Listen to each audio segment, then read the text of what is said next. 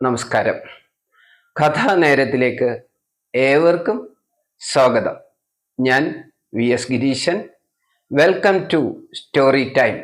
ഞാൻ ഇന്ന് പറയാൻ പോകുന്ന കഥ ചെങ്കിസ് ഖാനും പരിന്തും. ചെങ്കിസ് ഖാനും പരിന്തും. ചെങ്കിസ് ഖാനെ പറ്റി അറിയാത്തവർ ആരുമുണ്ടാകില്ല. ഏകദേശം 12-ാം നൂറ്റാണ്ടിൽ ജീവിച്ച മംഗോളിയൻ ഗോത്ര തലവൻ, വീര ശൂര പരാക്രമി എന്നറിയപ്പെടുന്ന ഒരു ഒന്നാന്തരം യോദ്ധാവായിരുന്നു അദ്ദേഹം. മംഗോളിയൻ സാമ്രാജ്യം സ്ഥാപിച്ചത് തന്നെ അദ്ദേഹമാണെന്ന് അറിയപ്പെടുന്നു. അദ്ദേഹത്തിന്റെ യുദ്ധവീര്യങ്ങളിൽ അതിഗംഭീരനായിരുന്നു. ചരിത്രം അങ്ങനെയാണ് രേഖപ്പെടുത്തിയിട്ടുള്ളത്.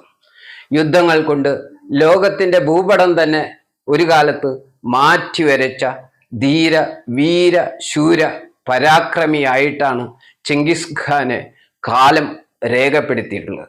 അദ്ദേഹത്തിന് ഒരു മിത്രമുണ്ട്, മറ്റാരുമല്ല, ഒരു പ്രാപ്പിടിയൻ പരുന്ത്.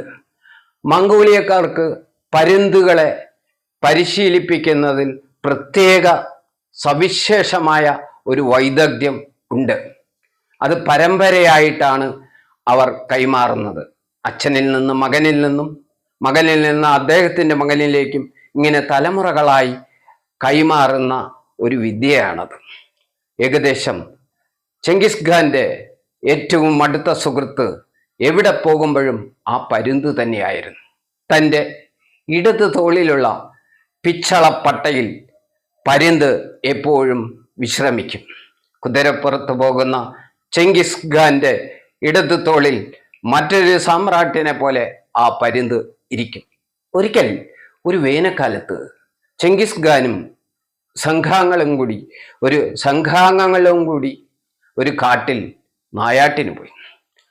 സംഘത്തിലുള്ളവർ വേട്ടയാടാൻ പോയി ഒന്നും കിട്ടാതെ ദാഹിച്ച് വലഞ്ഞ് ക്ഷീണിച്ച് തിരിച്ചു വന്നു.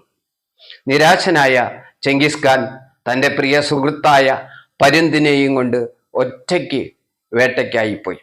അദ്ദേഹവും ആ കാട്ടിൽ കുറേ നേരം അലഞ്ഞു. അദ്ദേഹത്തിനും ഒന്നും കിട്ടിയില്ല. നല്ല വേനലായതുകൊണ്ട് അരുവികളെല്ലാം വറ്റിക്കിടക്കുകയായിരുന്നു.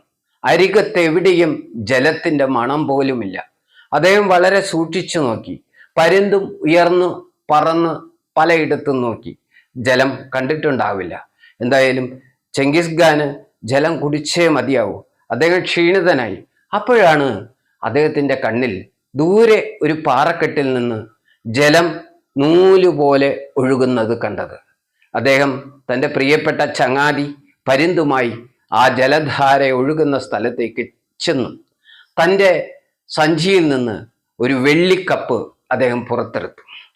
പരുന്തിനെ ഒരു പാറക്കെട്ടിൽ ഇരുത്തി നൂലുപോലെ വീഴുന്ന ആ ജലത്തുള്ളികൾ തൻ്റെ കപ്പിൽ പിടിച്ച് കപ്പ് നിറച്ചുകൊണ്ടിരുന്നു. കപ്പ് നിറഞ്ഞതും വളരെയധികം ദാഹിച്ചു വലഞ്ഞ ചെങ്കിസ് ഖാൻ ചുണ്ടോടടുപ്പിച്ച് ജലം കുടിക്കാൻ പോകുന്ന നേരത്ത് ആ പരുന്ത് ആകാശത്തിലേക്ക് ഉയർന്ന് വളരെ ശക്തമായി തിരിച്ചു വന്ന് ചെങ്കിസ് ഖാന്റെ കയ്യിൽ നിന്നും ആ വെള്ളം നിറച്ച കോപ്പ ചിറകുകൊണ്ട് തട്ടിക്കളഞ്ഞു. ദാഹം കൊണ്ട് ക്ഷീണിച്ച ചെങ്കിസ് ഖാന് വല്ലാതെ ദേഷ്യം വന്നു.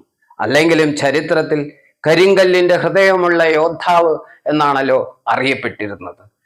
വീണ്ടും തൻ്റെ സുഹൃത്തിനോട് ക്ഷമിച്ചുകൊണ്ട് ആ വെള്ളിക്കോപ്പയിൽ ജലം അദ്ദേഹം നിറച്ചു. രണ്ടാമതും കപ്പ് നിറഞ്ഞപ്പോൾ പരുന്ത് വീണ്ടും അതേപോലെ മുമ്പ് ചെയ്തതിനേക്കാൾ ശക്തമായി ആ കോപ്പ തട്ടി തെറിപ്പിച്ചു. വളരെയധികം കോപത്താൽ ഇനി അങ്ങനെ ചെയ്താൽ അതിനെ കൊന്നുകളയും എന്ന് ചിന്തിച്ചുകൊണ്ട് തൻ്റെ അരയിൽ കിടന്ന ഉറയിൽ നിന്നും ഒരു കൈയിൽ വാളൂരി കൈ പിടിച്ചുകൊണ്ട് ചെങ്കിസ് ഖാൻ കോപ്പയിൽ വെള്ളം നിറച്ചു. മൂന്നാമതും കോപ്പയിലെ വെള്ളം കുടിക്കാൻ മുതിർന്നതും പരുന്ത് പറന്നു വന്ന് ചെങ്കിസ് ഖാന്റെ തൻ്റെ സുഹൃത്തിൻ്റെ കയ്യിലുള്ള ആ വെള്ളിക്കോപ്പ തട്ടി മാറ്റിയതും കോപത്താൽ ഉരിപ്പിടിച്ച വാളുകൊണ്ട് ഒരൊറ്റ വെട്ടിന് തൻ്റെ ചങ്ങാതിയുടെ മാർ പിളർന്നു ചെങ്കിസ് ഖാൻ. പിടയുന്ന ആ പക്ഷിയെ നോക്കി ചെങ്കിസ് ഖാൻ ഒന്നും തോന്നിയില്ല. അപ്പോഴേക്കും തുള്ളി തുള്ളിയായി വീണിരുന്ന ആ ജലധാര നിന്നിരുന്നു. അദ്ദേഹം അമിതമായ ദാഹത്താൽ ക്ഷീണത്താൽ ജലധാരയുടെ ഉറവിടം അന്വേഷിച്ച് പാറപ്പുറത്തേക്ക് കയറി. പാറപ്പുറത്ത് കയറിയപ്പോഴാണ് അദ്ദേഹത്തിന് മനസ്സിലായി, അദ്ദേഹം വിചാരിച്ച പോലെ അവിടെ ഒരു ജലാശയം, ചെറിയ ജലാശയം ഉണ്ടായിരുന്നു.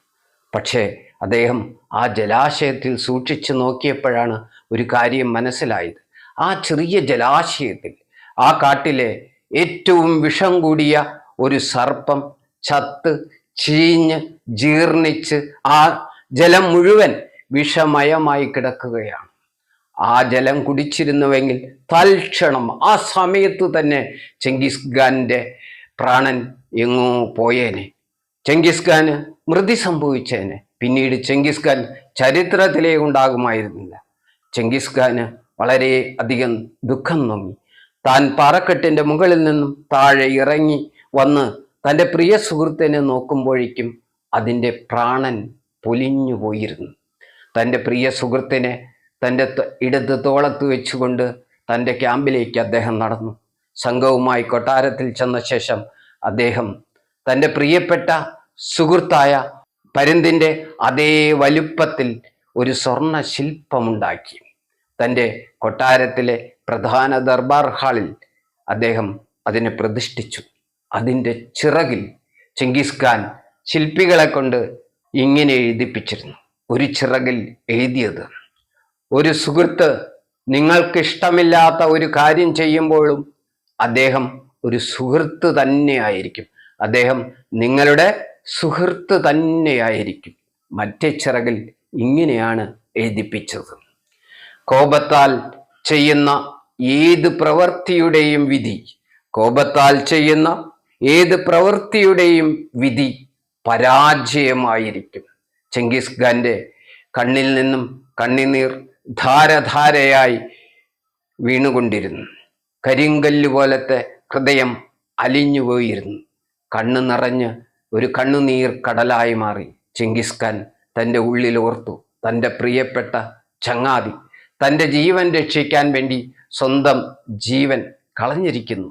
അല്ല, താൻ അതിനെ കൊന്നു. പ്രിയ സുഹൃത്തിന് ഒരു ഉമ്മ കൂടി അദ്ദേഹം കൊടുത്തിരിക്കാം. എങ്കിലും കരിങ്കല്ല് പോലത്തെ ഹൃദയമുള്ള ആ ചെങ്കിസ് ഖാനും തൻ്റെ പ്രിയ സുഹൃത്തിൻ്റെ മരണത്തിൽ അതീവ ദുഃഖം തോന്നി. അതിനെ നമിച്ചു. ചെങ്കിസ് ഖാനും പരുന്തും ഇവിടെ അവസാനിച്ചു.